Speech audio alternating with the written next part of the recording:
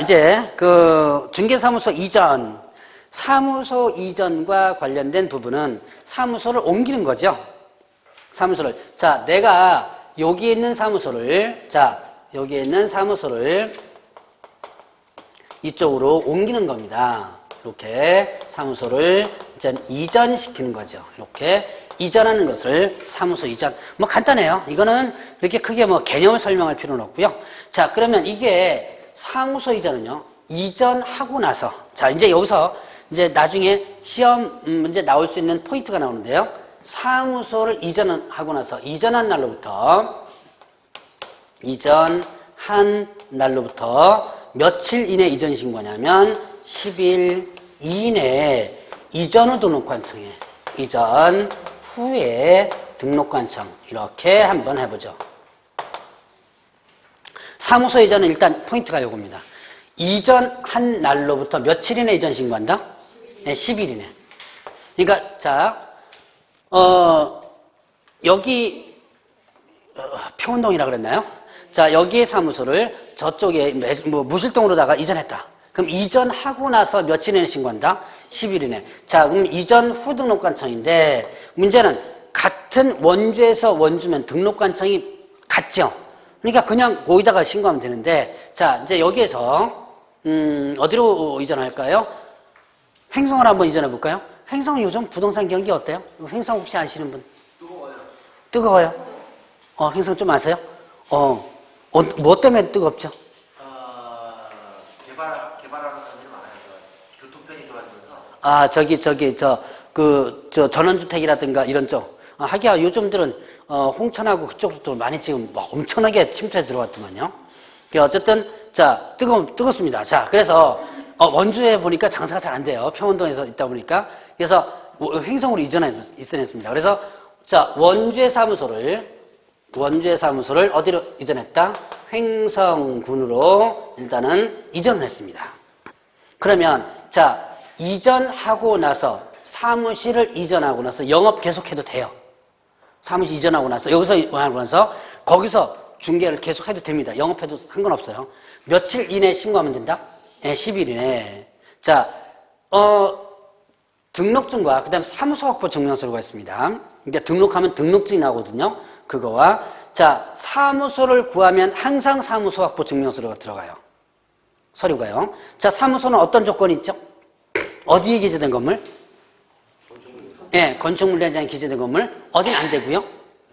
어딘 안 된다 그랬죠? 가설, 건축물단장 안 된다 그랬죠? 자, 그 조건. 여러분들이 등록 기준에서 배웠던 그 조건 있죠? 그 조건이 사무소와 관련된 부분에서는 다 똑같은 조건입니다. 자, 그래서 이렇게, 이 사무실을 구해가서 일단 10일 이내 사무소 확보 증명서 첨부해서 신고하는데, 자, 이전 후 등록관청 신고하라 그랬죠? 그럼 원주에서 횡성으로 사무실을 옮겨놨습니다. 그리고 나서 이전 신고합니다.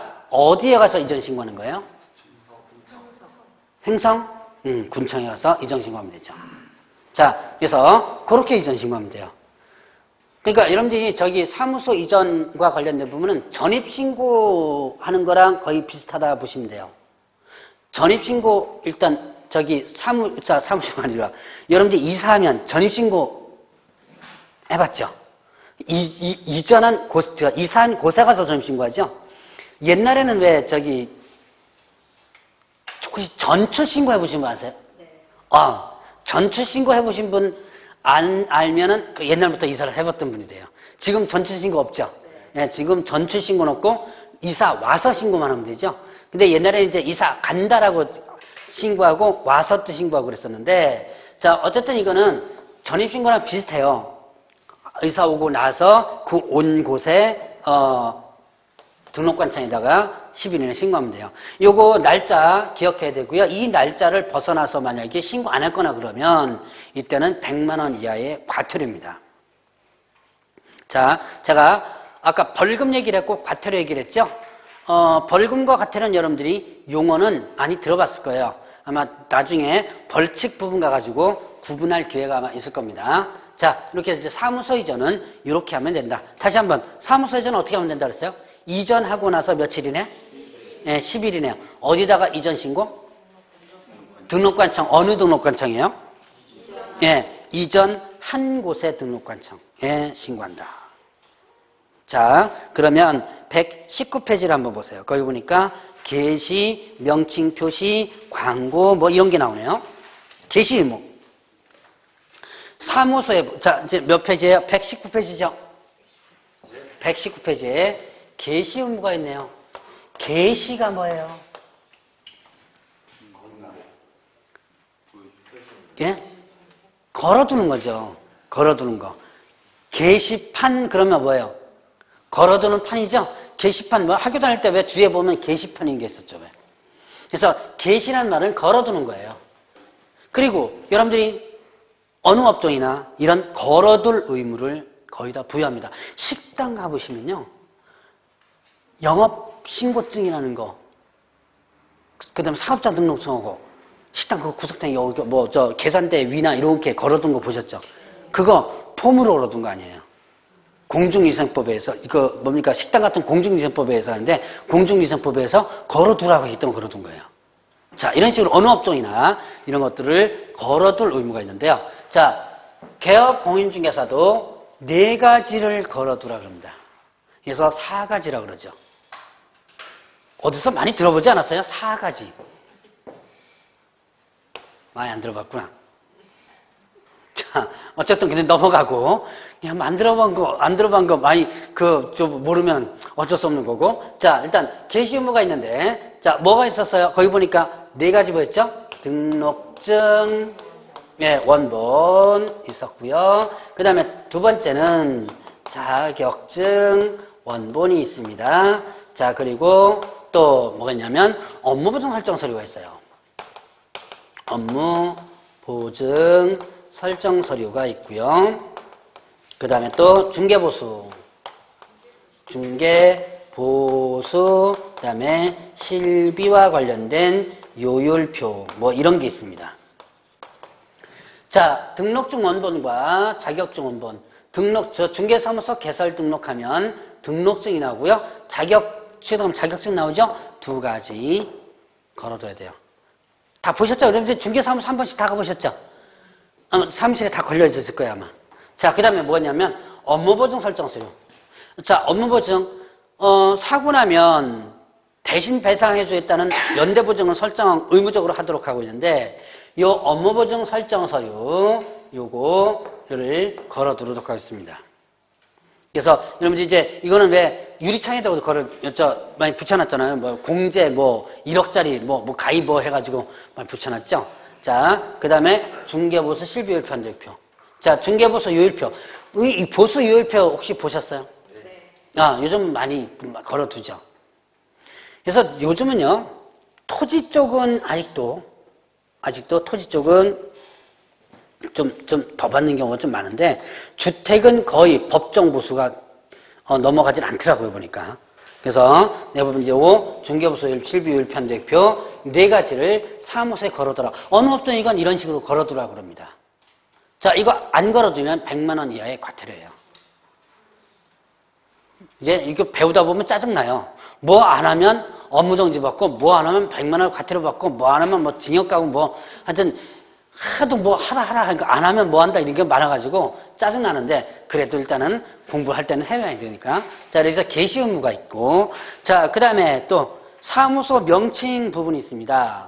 사무소에 이러이러한 명칭 써라. 참 쓸데없는 것까지 많이 참 관여를 합니다. 옛날에 여러분들이 지금 박근혜 대통령이 규제개혁 하는 거 뉴스 들어보셨죠? 뉴스에 그런 뉴스 못 봤어요? 규제를 개혁해야 된다 해가지고. 근데 원래 규제개혁의 원판이 누구냐면 김대중 대통령입니다. 김대중 대통령이 대통령이 되고 나서 규제를 쭉 개혁을 해요. 근데 개혁하다 보니까 나중에 단속에 근거 규정이 자꾸 없어지거든요. 그러니까 점차 다시 또 규제를 또 늘려나가요, 또. 그때 당시에 규제와 관련된 부분들이 중개사법에서도 엄청나게 풀어졌어요. 이런 사무소 명칭 쓰는 거 있죠? 이것도 사실은 옛날에는 있다가 또 없어졌다가 다시 또 2006년에 새롭게 또 들어오는 그런 부분입니다. 자, 근데 개업 공인중개사는 어떤 명칭을 써라라고 아예 명시해놨어요. 자, 거기 보니까 119페이지 맨 밑에 뭐라고 돼 있죠? 개혁분계사는 그 사무소 명칭에 뭐를 써야 한다. 뭐 또는 뭐를 써야 한다 그랬죠?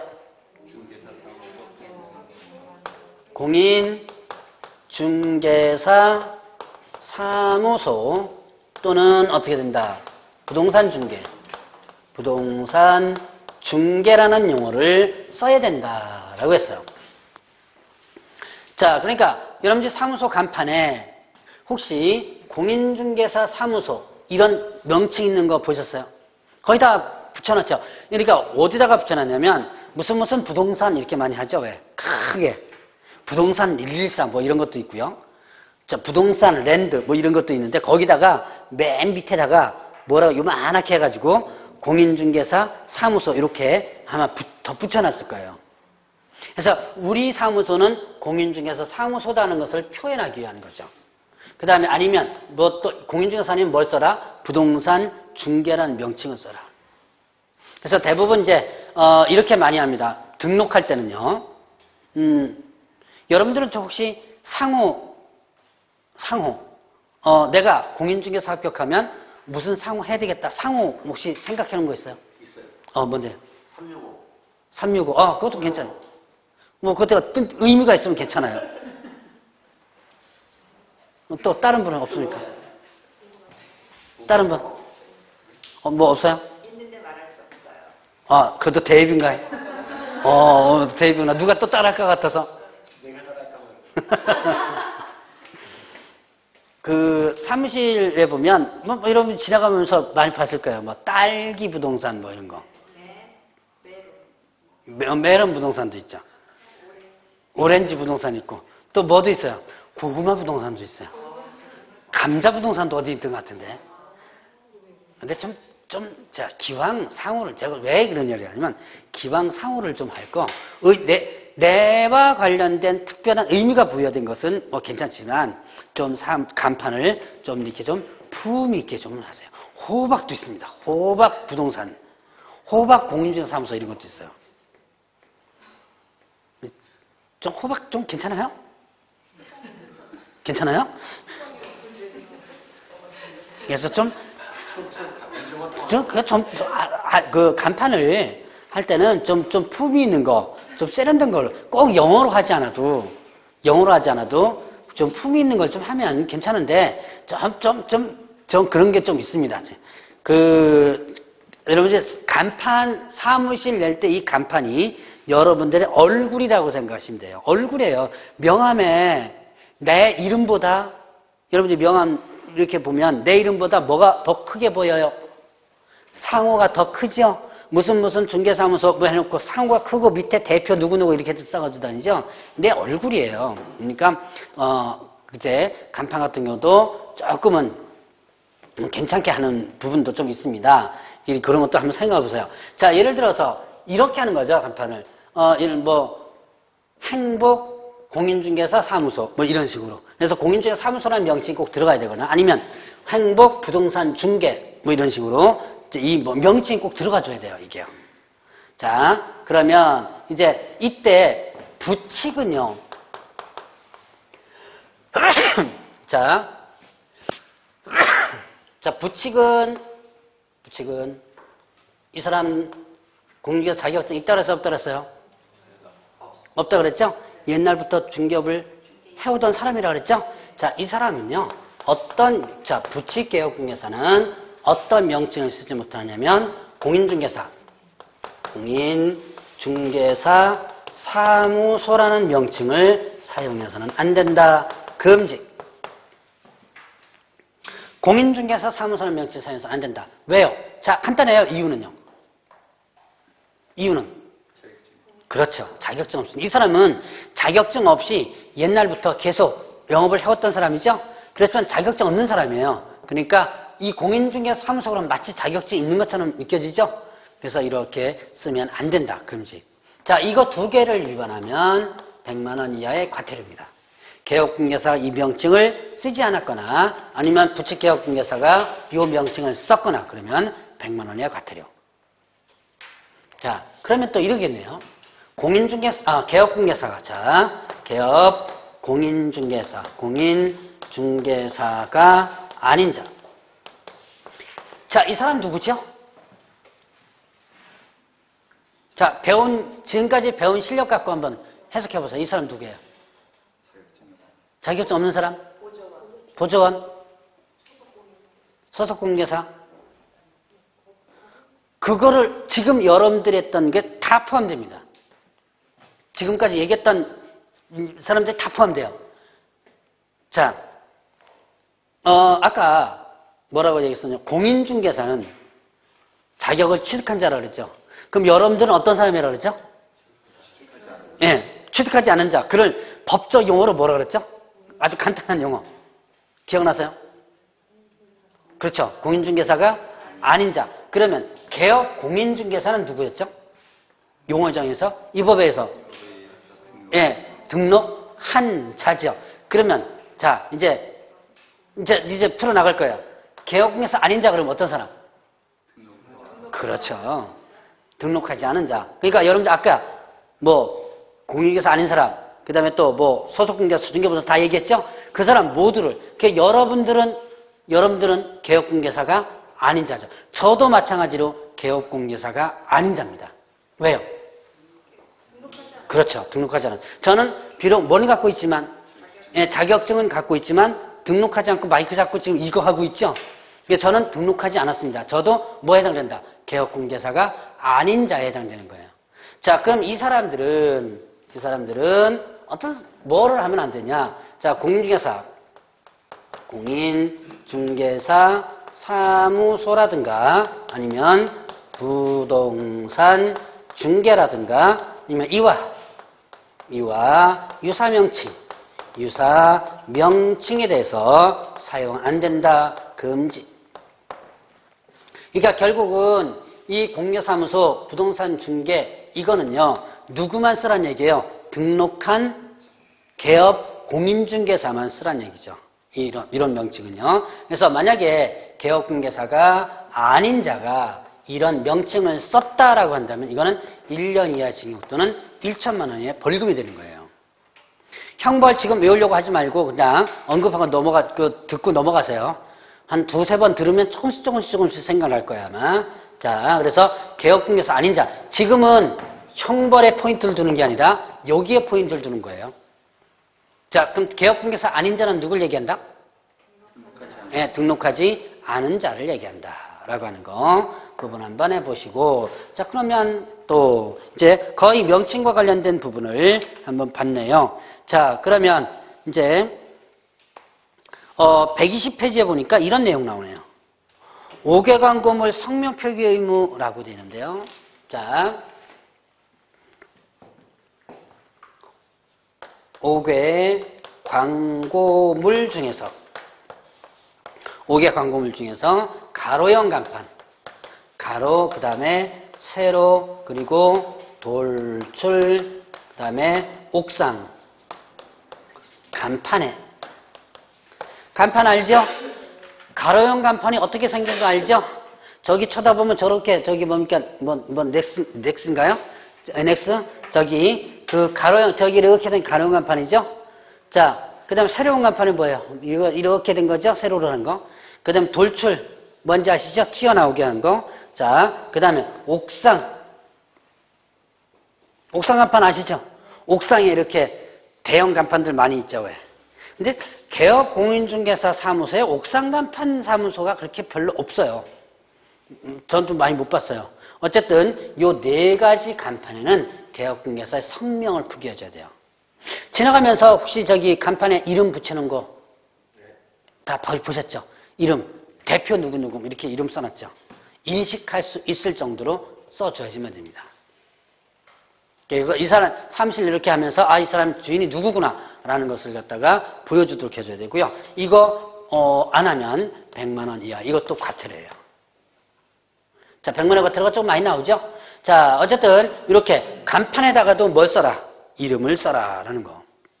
그 다음에 또 자, 그 뒤에 120페이지 보니까 이런 거 나오네요. 중개대상물 표시 광고할 때 자, 중개대상물 광고할 때요. 중개대상물을 광고할 때 뭐하라? 성명 등을 표기하라. 성명 등을 표기하라. 뭐 이런 내용도 있습니다. 자, 여러분들이 그 물건 광고할 때 있죠. 이건 어디든지 마찬가지예요. 뭐 전단지 광고를 하든지 아니면 주로 여러분들이 개업공개사가 물건 광고를 갖다가 주로 어디다가 많이 해요? 네, 교차로 많이 하죠. 교차로 같은데 보면 무슨 빌라 이런 거 광고도 하고 그다음에 또 전원주택 광고도 많이 하고 많이 하죠. 자, 근데 이 물건 광고할 때 성명 등을 표시하는데요.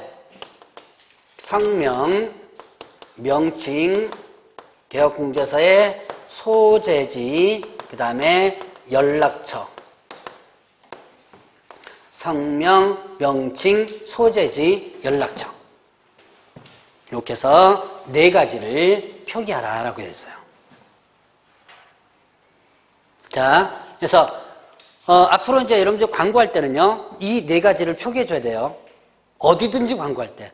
전단지 광고를 하든지, 교차로 광고를 하든지, 어디다가 여러분들 플랜카드 붙이는 광고도 이렇게 가끔 보셨죠? 어디에 전원주택지 평 해가지고 나오는 거 있죠? 왜? 그런 것도 다 여기에 이렇게 명칭제 표지를 다 해줘야 돼요. 요거 안 하면 또 100만 원이에요. 과태료입니다. 자, 이제 더 중요한 게 하나 나옵니다. 혹시 관련되는 분이 있을지 모르겠는데, 자, 개업공개사, 공인중개사가 아닌 자는 중개업을 위한 중개 대상물 광고를 어떻게 한다? 금지한다. 이런 규정이 있어요. 혹시 관련되는 분 계실지 몰라서 이것도 한번 또 얘기를 해보고 넘어가죠. 자, 아까 배웠던 거. 개업공개사가 아닌 자가 누구죠? 예, 등록하지 않은 자죠. 그럼 이 등록하지 않은 자가 중개업을 위해서 중개대상물, 여러분 중개대상물은 뭐였죠? 혹시 기억나세요? 5가지. 토지, 건물, 임목, 광업재단, 공장재단 이거죠? 이거를 광고해서는 안 되는 거예요. 근데 이 광고가 유료, 무료 다 포함됩니다. 그래서 혹시나 여러분들이 그 블로그 같은 데 있죠? 블로그 같은 데 올리는 것도 광고예요. 내 블로그 만들어가지고 거기다가 매물 갖다가 직접 좀 올리거나 이런 것도 광고에 해당되거든요. 자, 그러면 개업공개사 아닌 자 그러면 금방 얘기했듯이 등록하지 않은 자고 폭넓게 얘기하면 등록하지 않은 자고 좁게 이 업과 관련된 사람들을 얘기하면 자, 개업공개사 아닌 자, 업과 관련된 사람이 뭐였어요? 직원들. 임원들 있고요. 자, 그 다음에 또 소속 공인중개사, 중개보조원 이런 사람들이죠. 직원들. 자, 임원들은 직원이 아니라 그랬죠? 안에 그 경영진에 포함되는 거고. 자, 소속 공인중개사나 중개보조원이 이런 경우가 종종 있습니다. 여러분들 이제 중개사무소에 소속돼가지고 나중에 그 커미션 먹죠? 왜? 비율제라 그러죠. 여러분들 취직하면 크게 이제 월급, 급여를 2가지 종류로 이제 하게 되는데, 요건 잘 알고 계신 분 있을 거예요. 급여로다가 하면서 얼마 몇 프로 이렇게 먹는 거 있죠. 왜? 보통 이제 월 80만 원 아니면 100만 원을 받으면서 월 얼마 이런 식으로, 한 건 하는데 얼마. 대부분 이럴 때는 이제 비율이 적어요. 근데 아예 월급 없는 데도 많아요. 자격증 취득해가지고 소속공개사로 취직을 탁 합니다. 근데 거기는 우리는 월급 없습니다. 그래요. 한 푼도 안 주는 데 있어요. 어떻게 돈 버느냐? 내가 한 거 갖고 하거든요. 내가 한 것에 5대5 이렇게 많이 합니다. 이게 재주가 좀 있고 초장부터 잘 할 수 있는 사람 같으면 괜찮은데요. 오히려 그게 유리할 수도 있어요. 잘하는 사람들은 5대5가 더 유리해요. 근데 초보자거나 이러면 힘들죠. 예. 이게 거의 한 달 동안 그 차비도 못 건져가는 분이 많아요. 그게 많습니다, 이게. 자, 이제 그런 사람들이 뭐 하냐면, 남한테 뺏기면 안 되잖아요. 거기에 사무실에 치열하게, 예를 들어 소속공인중개보조원이 여러 명 있거든요. 각각 내가 뛰어가지고 내 걸로 만들어야 되는데 그것도 물건 뺏어가지고 막 머리끄덩이 껴서 싸우고 그러는 경우도 많습니다. 그거 자기 직원끼리 내가 원래 하려고 했던 걸 갖다가 어쩌다 보니까 옆으로 건너가지고 막 하고 그러거든요. 자, 이때 어떻게 하냐면 자기 블로그를 만들어요. 많이 이제 활용하는 것들이 있는데 블로그를 만든 다음에 매물을 접수하다가 블로그에다 올리거든요. 올려서 거기 오는 사람들을 해서 하는데 그것도 광고예요. 그래서 이 사람들은 소속공개사나 중개보조는 뭐가 아니다? 소속공개사나 중개보조는 뭐가 아니에요? 그렇죠. 개업공개사가 아니죠. 근데 이렇게 중개대상물을 광고를 갖다가 하는 거죠. 그럼 걸립니다, 이게. 그래서 이거 1년 이하 징역도 1,000원 벌금이에요. 걸린 사람들 종종 많아요. 그래서 뭐 꼭 교차로 광고라든가 이거 아니라 하더라도 인터넷에 홈페이지라든가 아니면 블로그라든가 이런데 이런 식으로다가 하는 것 자체가 이것도 광고다. 자, 다시 한 번 보죠. 개업공개사 아닌 자가 중개업을 위한 중개대상물 광고를 해서는 된다 안 된다? 안 된다. 위반하면 어떻게, 걸렸다면 어떻게 된다? 1년 이하 징역 또는 1,000원 벌금 이렇게 되죠. 자, 그러면 이제 뒤로 넘어가서 겸업을 보죠. 자, 파트별로 그냥 제목 한 번씩 쭉 훑어간다고 생각하시면 돼요. 자, 겸업이다. 그럼 겸업이 어떤 거다? 겸업이 어떤 거예요? 겸업이란. 이거는 벌써 몇 번 얘기했던 것 같다. 겸업이란 일단 중개업 외에 할 수 있는 업무다. 그래서 공인중개사인 개업공개사와 부칙개업공개사, 공인중개사인 개업공개사와 부칙개업공개사, 소위 말하는 개인이죠. 자, 개인입니다. 자, 이 개인들은 중개업 외에 다른 업무를 할 수 있다 없다? 있다 그랬죠? 그래서 자, 다른 업무를 많이 하는 사람들 있습니다. 뭐 제가 이제 주변에서 보면 예? 무슨 업이요? 대리운전. 대리운전? 대리운전 하는 분도 있어요. 근데 그건 업이라고 보기보다는, 대리운전도 하나의 업으로 볼 수가 있긴 있는데, 그거는 이제 소위 말하는 알바로서 하는 거죠. 주로 이제 직접적인 어떤 사업자 등록을 해서 같이 하는 것들. 꽃집 하는 사람도 봤고요. 양복점 하는 사람, 뭐 여러 가지 많이 봤어요. 뭐 미장원 하면서 했던 것도 있고요. 뭐 이게 겸업하는 부분 있죠. 겸업하는 것들. 자, 그런데 자, 이 개인들은 겸업을 자유롭게 할 수 있다. 다만 다른 법에서 제한하는 걸 못해요. 다른 법에서 어떤 특별한 자격증이 있어야지만 하는 거 뭐 있을까요? 대표적으로 의사, 변호사, 약사 뭐 이런 거 있죠. 왜? 그러면 그러한 자격증이 있어야지만 그런 업무를 하겠죠. 그런 거 빼놓고는 다 겸업할 수 있습니다. 자, 그래서 개인들은 다 겸업할 수 있는데 그러면 법인은 어떻게 하느냐? 자, 법인인 개업공개사가 있습니다.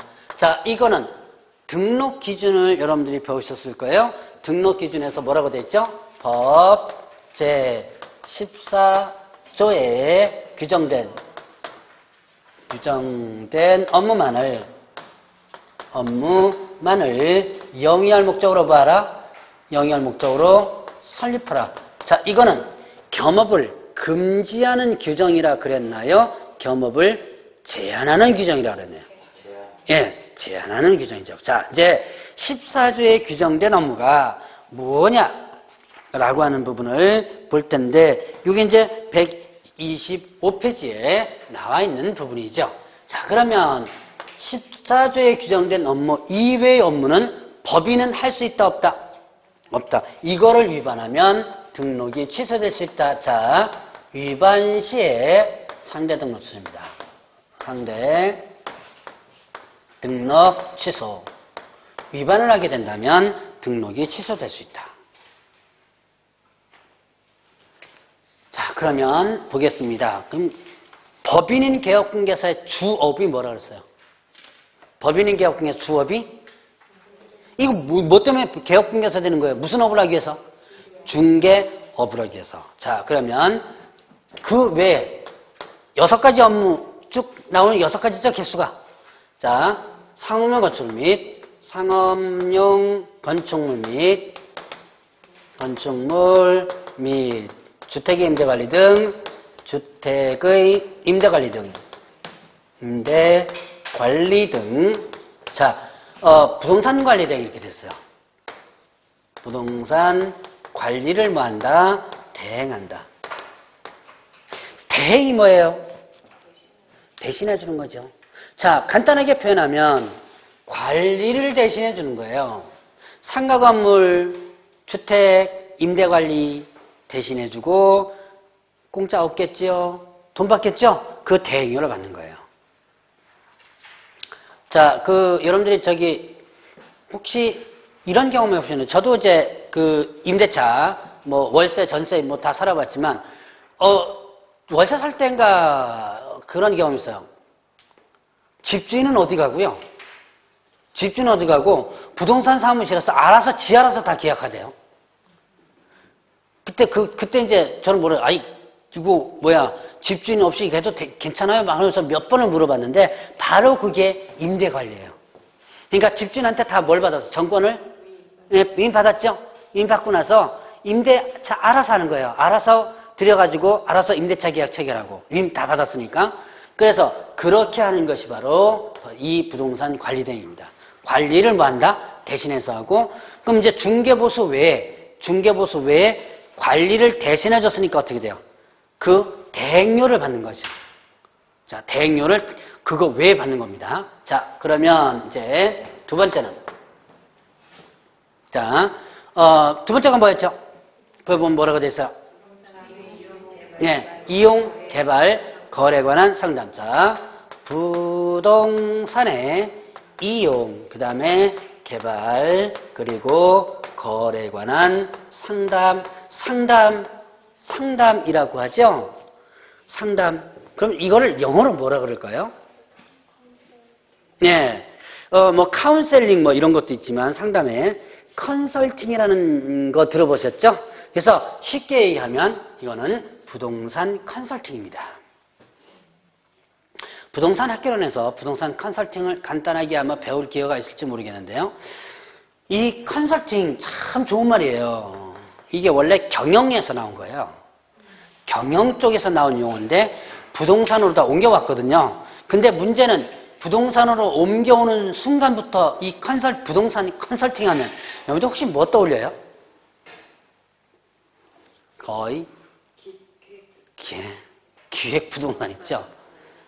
부동산 컨설팅 하면 거의 머릿속에 떠오르는 게 기획 부동산이에요. 혹시 경험을 안 해보신 분들은 모르겠는데 경험해보신 분들 많을 거예요. 또 주변에서 그런 하는 사람들 있어요. 또 아는 사람끼리 또 해가지고, 야, 요즘 어디가 잘 팔려요? 평창은 거의 날라갔던데, 보니까. 한때는 평창이 무지하게 엄청 팔렸거든요, 기획부동산에. 이 기획부동산이라고 들어보셨을 거예요, 아마. 이 기획부동산이 하는 형태가 뭐냐면, 자, 이 땅이 있습니다. 앞으로 여기에 뭐가 개발될 거다. 평창에 지금 뭐 들어온다. 그럼 뭡니까? 지금 평창에 올림픽 하는 거는 여기에요. 이만큼 떨어진 데다가, 자, 올림픽 여기서 하니까 여기다가 뭘 질 거다 해가지고 질 거다라고만 하죠. 그래 놓고, 자, 이게 쪼개입니다. 쭉 해서. 그래서 이거는 대부분, 땅을 사가지고 하는 게 아니라요. 전주는 토지주가 따로 있고요. 토지주가 따로 있고 이제 토지주와 합력해가지고 이거를 쪼개서 파는데 문제는 아예 쪼개서 팔면 괜찮아요. 나중에 손해라도 팔고 쪼갠 거 갖고 거기다가 배추를 심든지 물을 심든지 아니면 갖다가 팔든지 내 걸로 해서 하면 되는데 문제는 이게 구분 등기가 아닌 지분 등기를 해버려요. 여러분들이 나중에 등기 공시법에서도 배우시겠지만 지분 등기라는 게 뭐냐면 땅 하나에 여러 사람이 들어와 있는 거예요. 그래서 각자의 지분 몇 프로 이런 거죠. 그럼 이게 문제는 이제 처분할 때가 문제예요. 처분할 때 아주 골치 아파집니다. 그래서 아마 혹시 지금 물어보면 아마 손을 안 들 거고 아마 이런 땅들 아마 사신 분도 혹시나 계실지 모르겠습니다. 그래서 자 어쨌든 이렇게 하는 회사들의 대부분의 간판들이 뭐냐면 컨설팅 간판 달고 있어요. 이제 이래서 우리나라는 부동산 컨설팅이라는 이것들이요. 거의 인정이 안 돼요. 국산 컨설팅 회사가 그렇게 없어요. 근데 컨설팅은요. 이 부동산 컨설팅은 꼭 필요한 회사고요. 그리고 지금도 모든 어떤 업종을 선정하는데 컨설팅을 꼭 합니다. 여기에 저기 뭐 이마트 뭐 이런 거 있어요? 있어요. 어디 있죠? 먼저 아시죠? 저쪽에 무실동 쪽에 무슨 마트 하나 있는 거 제가 본 것 같은데 그 마트가 하나 들어올 때 그냥 여기 사람 많겠구나 해서 떨렁 들어오는 게 아니고요. 최소한 6개월 정도의 컨설팅 과정을 거칩니다. 주변 거기에 소득 수준까지 다 평가를 다 해요. 다 평가를 하고 조사를 다 한 다음에 여기다가 들어와야 되겠다라고 결정을 해서 들어오는 거지. 여기 좀 아파트 단지 많이 들었으니까 여기다 집어넣어야 되겠다. 빈 공터 있고 그래서 들어오는 게 아닙니다. 그래서 이렇게 컨설팅은 지금도 꾸준히 지금 하고 있는데요. 안타깝게도 이 컨설팅이 다 외국 회사들이 다 잡고 있어요. 마트 하나 들어오는데 컨설팅 하려면요. 적어도 컨설팅비 10억대입니다. 그 정도 잡아요. 6개월 과정을 거치기 때문에 10억대 정도의 컨설팅 비용이 들어가요. 그래도 그걸 다 하고서 들어옵니다. 근데 우리나라 안 줘요. 왜냐? 우리나라 부동산 컨설팅하면 다 뭘로 다 보기 때문에 다 사기꾼으로 봐요. 그래서 어쨌든 이 컨설팅이 참 안타깝지만 좀 다시 한번 좀 올려줘야 될 부분이기도 합니다. 자, 어쨌든 이걸 겸업할 수 있고 세 번째는 일단은 세 번째 뭐예요? 분양대행과 관련된 부분이죠.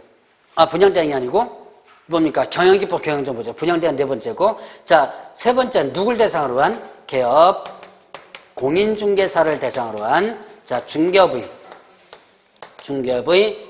경영기법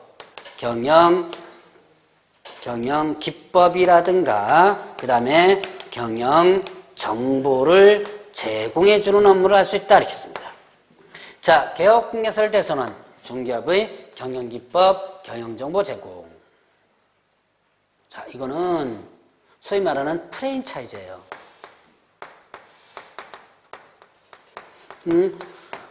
좀 더 이제 상세하게는 아마 1월 달에 다시 한번 할 겁니다. 자, 프랜차이즈. 이건 프랜차이즈 하면 여러분들이 뭐 떠올려요, 머릿속에? 예, 체인점. 대표적인 예가 뭐예요? 예, 치킨집이죠. 요즘 치맥 아주 좋습니다. 치맥 먹다가 통풍 걸린다 그럽니다. 통풍이 아주 찌약이라고 그러죠? 통풍 걸리는데, 치맥이.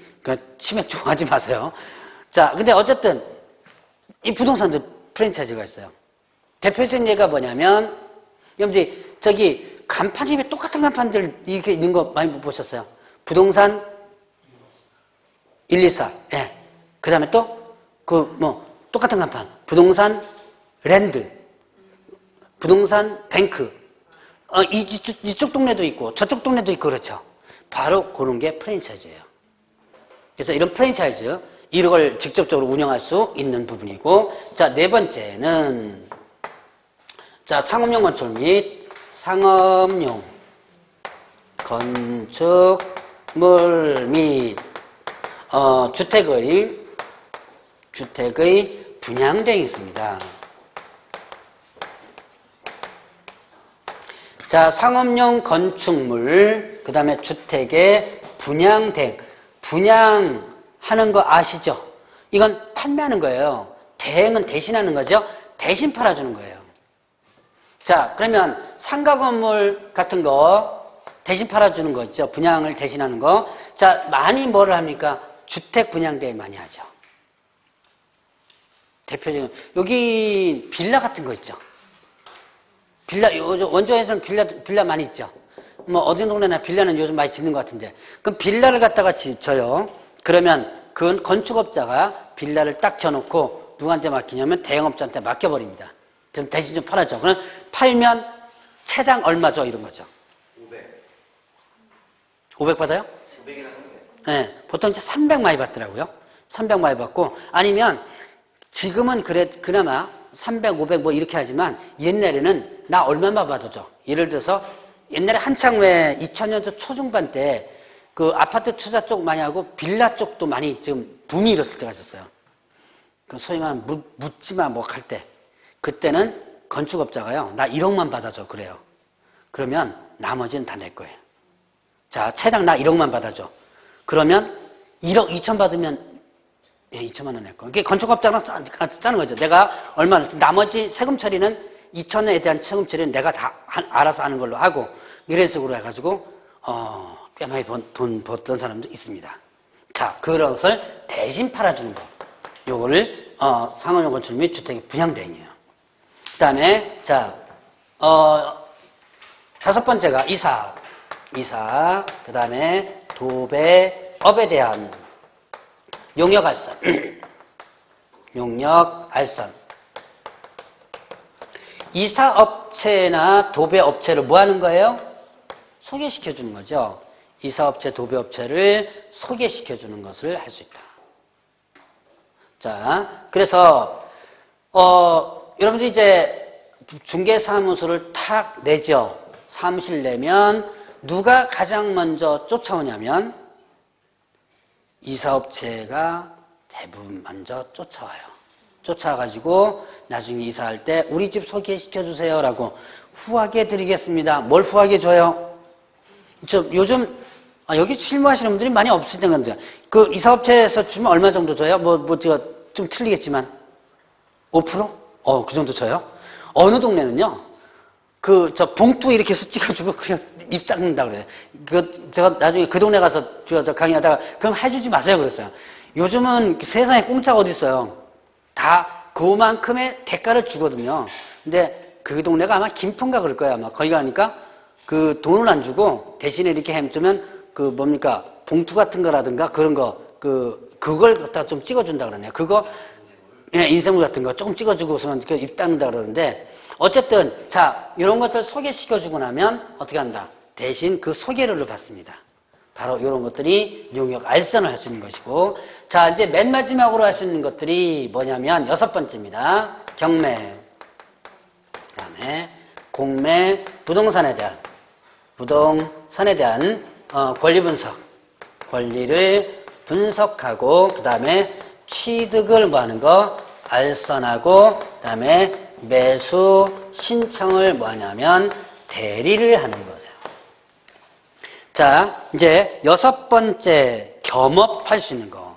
겸업이다. 중개업 왜 할 수 있는 겁니다. 자, 경매, 공매, 부동산에 대한 권리를 분석한다. 권리 분석. 그러니까 이거는 뭐예요? 권리 분석이란 그 권리가 이렇게 있다는 걸 분석해 주는 거죠. 취득알선 이거 한번 해볼래? 라고 소개시켜 주는 거예요. 자, 그 다음에 대리는 뭐예요? 매수 신청 대리. 예, 대신 내가 가서 여러분들 경매 대충 들어보셨죠? 자, 경매 직접 혹시 해보신 분 계세요? 직접 해보셨어요? 아마 해보신 분들은 나중에 이제 제 경매 강의할 때 좀 이해가 좀 빠를 거예요, 아마. 경매를 처음 오신 분들이 참 경매 강의할 때마다 애먹어요. 이 경매 쪽이 전혀 생뚱맞는 부분들이 되어가지고 절차 강의 같은 거 해보면 여러분들이 아주 헷갈려 하는데 자, 그러면 여러분들이 법원에 가가지고 원조에서 직접 하죠. 예, 이 지원해서. 예, 그거 하면 가가지고 내가 직접 낙찰받는 게 아니라 다른 사람을 대신해서 내가 위임받아가지고 들어가서 낙찰받는 거예요. 이거를 할 수 있는 거예요. 돈 받고. 근데 문제는 이게 원래 누구의 업무냐면 변호사 업무입니다. 이거 원래 여러분 개업공사 업무가 아니에요. 이 업무는 원래 누구의 업무다? 변호사 업무로서 법률사무라고 그래요. 법률사무라고 하는데요. 변호사가 아닌 자가 이 업무를 하면 무슨 법 위반? 네, 변호사법 위반. 우리나라의 가장 무서운 법이에요. 우리나라의 가장 무섭다, 국가보안법? 그보다 더 무서운 거예요. 변호사법으로 걸리죠? 벌금형 거의 없어요. 다 징역형입니다. 대부분 보면요, 징역 2개월, 1개월 넘어서부터는 징역형이거든요. 근데, 2개월, 3개월, 이렇게 선고를 해버려요.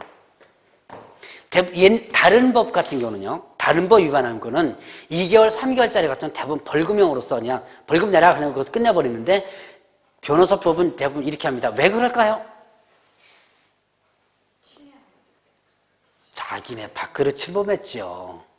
판사나 검사나 옷 벗으면 뭐가 되는 거예요? 예? 옷 벗는 순간에 변호사 되지요. 판사나 검사나 옷 벗는 순간에 변호사 되지요. 판사 입장에서도 내 밥그릇 침범하는 거예요. 그래서 이 변호사법을 위반하면요 거의 벌금형 없습니다. 다 징역형을 때려요. 자, 어쨌든 이게 변호사법 위반입니다. 변호사가 아닌 자가 하면. 그런데 두 법에서 열어놨어요. 두 법에서 열어놨는데 법무사법과 중개사법이에요. 자, 법무사법에서 열어놨습니다. 그래서 혹시 이런 법무사 사무실에 경매 간판 걸린 거 보셨어요? 봤죠? 예. 그거 법무사법에서 경매할 수 있다고 명시해 되어 있더군요. 아니면 변호사법 위반입니다. 법무사도. 그래서 법무사도 변호사의 업무 영역 일정 부분 있지만 그 범위를 벗어나서 침범하지 못합니다. 법무사도. 자, 그리고 중개사법에서 열어놨어요. 그래서 두 가지 법에 열어놨으니까 이 업무를 할 수 있는 거죠. 자, 그래서 이렇게 6가지 일단 업무를 할 수 있다. 요거는 이제 부칙개혁에서는 못해요. 부칙은 누구라 그랬어요? 자격증 없는 중개인이라고 그랬죠? 얘는 자격증 없기 때문에 이 업무를 일단 못하도록 해놨는데요. 자, 어쨌든 지금 6가지 업무를 한번 봤습니다. 간단하게. 구경만 하고 넘어가세요. 너무 뭐 심하게 머릿속에 집어넣으려고 그러지 말고. 자, 그래서 그 6가지 업무, 이게 소위 말하는 겸업 업무다라고 하는 거. 자, 그러면 128페이지 오늘 이 뒤에 것까지 좀 해야 되는데 한번 하는 데까지 한번 해보죠. 자, 고용인 부분 보죠. 자, 이제 쭉 한번 개념만 살펴보고 넘어가는 거니까 간단하게 한번 끝날 수 있을 겁니다. 자, 고용인 부분이 있네요. 고용인 하면 직원이에요. 직원.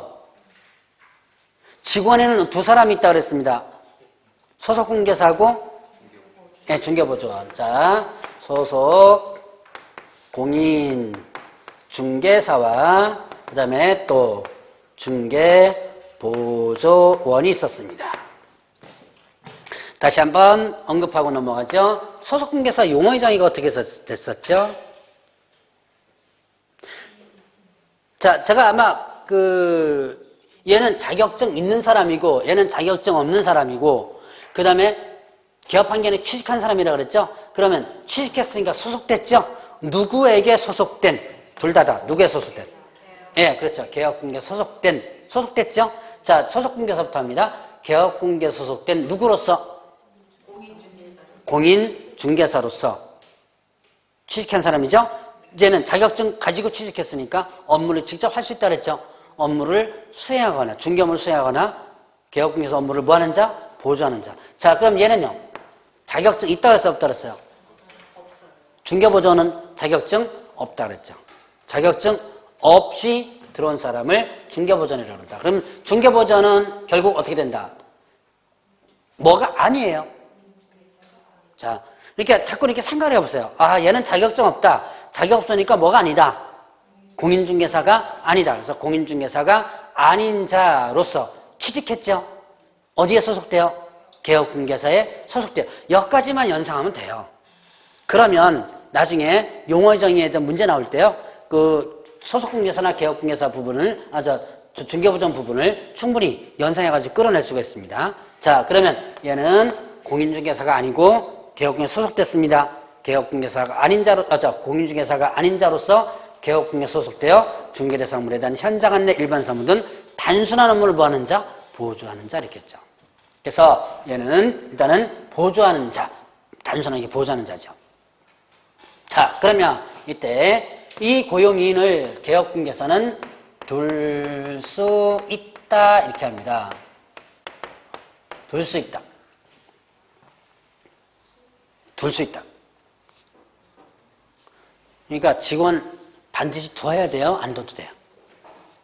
자, 이런 소속공개사 중개보조원을 둘 수 있다 그랬죠?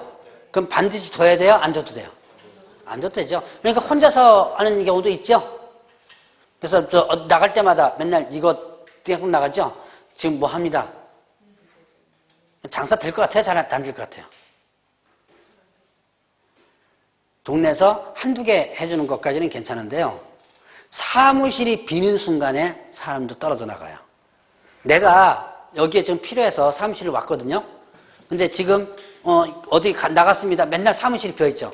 한 번 정도는 괜찮아요. 이게 특히 이제 동네에서 한 번 정도나 두 번 정도는 괜찮은데 갈 때마다 이렇게 사무실이 비어있는 경우가 있어요. 뭐 보여주러 가는데 그것도 가고. 그럼 아예 그 집에 안 가는 경우가 있어요. 그래서 오히려 직원은 한 명 정도, 가족이라도 전화 받는 사람이라도 한 명 정도 두는 것이 이러면 사무실 유지하는 데 유리합니다. 자, 어쨌든 둘을 둘 수 있다. 그러면 두게 되면요. 고용하면요. 고용한 때 업무 개시 전, 업무 개시 전까지 신고해야 되고요. 고용 관계가 종료가 되면 언제까지 하냐면 10일 이내, 10일 이내 신고해 줘야지만 됩니다. 자, 고용한 때 신고하라. 언제까지요? 업무 개시. 자, 그럼 업무 개시 전하면 언제까지 신고해야 될까요? 그걸 한번 물어봅시다. 자, 직원을 채용했어요. 직원을 채용했습니다. 업무 개시 전까지 신고하라고 그랬습니다. 직원 신고해줘야 돼요. 이런 사람 채용했습니다. 신고해줘야 돼요. 등록관청에. 그럼 이때 업무 개시 전의 개념이 어떻게 될까요? 업무 개시 전? 예? 네, 맞아요. 출근 전까지. 출근 전까지. 이게 업무 개시 전입니다. 그러니까 여러분들이, 그럼 이 사람의 업무 개시죠? 내가 업무 개시가 아니라 이 사람의 업무 개시예요. 그래서 출근 전까지 신고하면 됩니다. 자, 그리고 고용관계 종료되면 10일 이내 신고하라. 신고 의무가 있어요. 자, 그리고 이제 이 고용인 채용하면 고용인 채용 시에 공인중개사의 책임이 있는데 책임이 민사 책임과 그 다음에 행정상의 책임, 그 다음에 또 형사 책임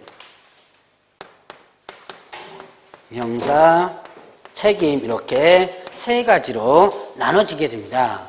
자, 보죠. 여러분들 이제 교재 보면 책임 관계가 뭐로 돼 있나?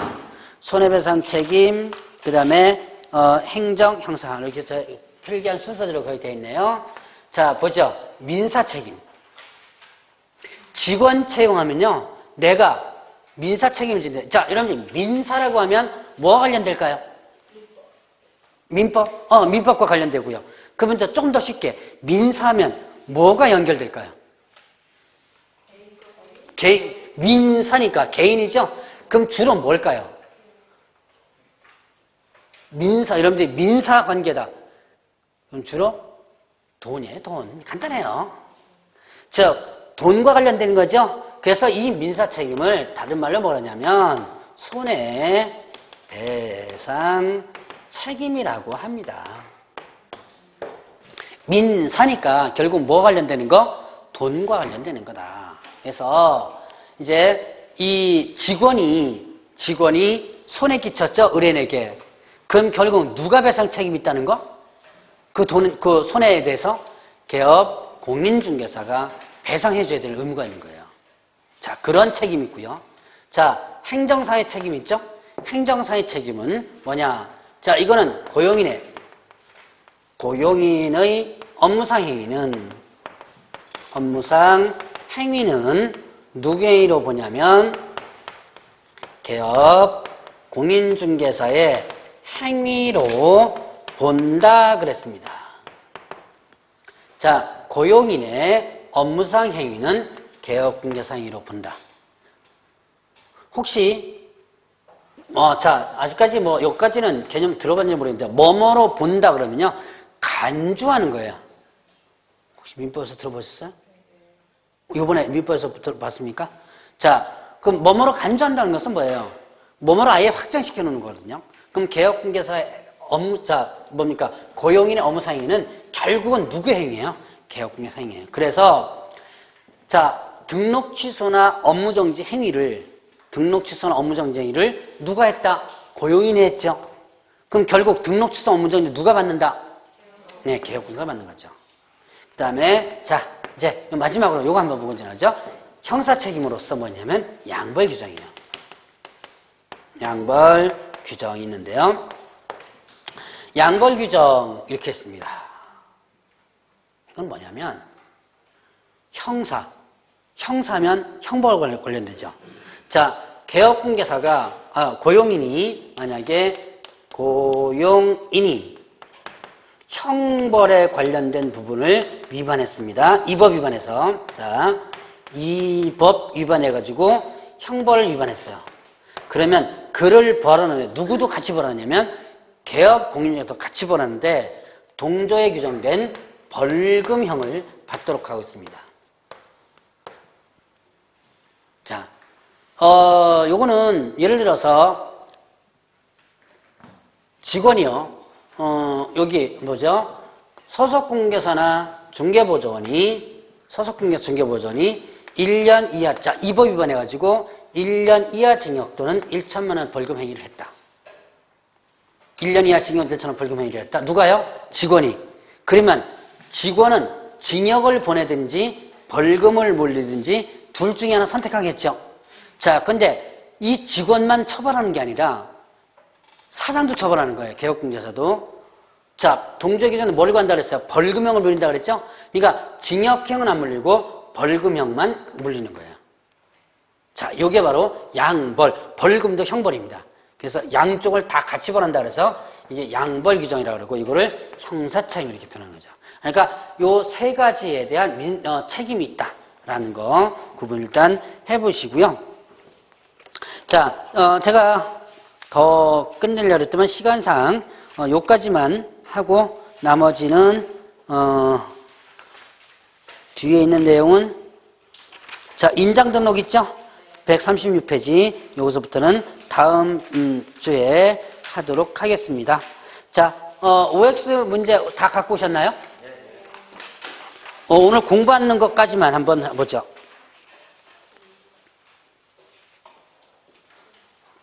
자, 6번 공부하는 거하고 공부를 안 한 것은 다음 주에 하도록 하겠습니다.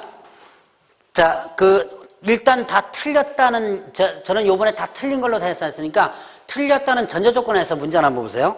자, 공인중개사는 2개 이상 사무소를 둘 수 있으며 이동용을 위한 임시중개소 설치하여 이를 이용할 수 없다. 공인중개사는 2개 이상 사무소 둘 수 있으며가 아니고 없으며죠. 이게 문제가요. 나중에 보면 있다 없다 갖고도 문제 나와요. 있다 없다 가지고. 자, 그 다음에 분사무소는 주된 사무소가 속한 시군을 포함한 시군별로 설치할 수 있으며 시군별로 1개소를 초과할 수 없다. 예, 제외한. 그러니까 분사무소는 주된 사무소 범위 내에는 설치할 수 없다 그랬죠? 자, 그래서 포함한이 아니고 뭐예요? 제외한. 이렇게 되죠. 자, 그 다음에 공인중개사는 공개사무소 또는 부동산 중개를 사용하여야 한다. 어떻게 찾으셨네. 뭐가 좀 빠졌어요. 공인중개사에서. 개업자가 빠졌죠. 공인중개사가 사용하라는 게 아니라 개업 공인중개사는 이렇게 되죠. 그 다음에 자, 개업공개사가 아닌 자는 4번에 중개업을 위하여 중개대상으로 대한 표시 광고를 할 수 있다. 있다가 아니고 없다. 자, 개업공개사가 중개사무를 이전한 때 이전한 날로부터 며칠 이내에 신고하죠? 예, 10일. 자, 6번도 마찬가지예요. 분사무소 이전 신고도 마찬가지로 며칠 이내에 신고? 예, 10일 이렇게 되죠. 인장은 안 했고요. 8번 한번 보세요. 8번에 보면 소속공개사 또는 중개업을 고용한 때 언제까지 신고했죠? 자, 다시 한번 여기 보죠. 고용한 때 언제까지예요? 네, 자, 날짜가 없죠? 업무 개시 전. 고용관계가 종료되면 10일 이렇게 되는 거죠. 자, 그러니까 9번 같은 경우는 어떻게 돼요? 예, 10일. 7일이 아니고 10일 이렇게 되죠. 자, 나머지는 다음 주에 그 문제에다가 다시 넣어가지고 오도록 하겠습니다. 자, 부담 없이 계속 그냥 개념 들으시고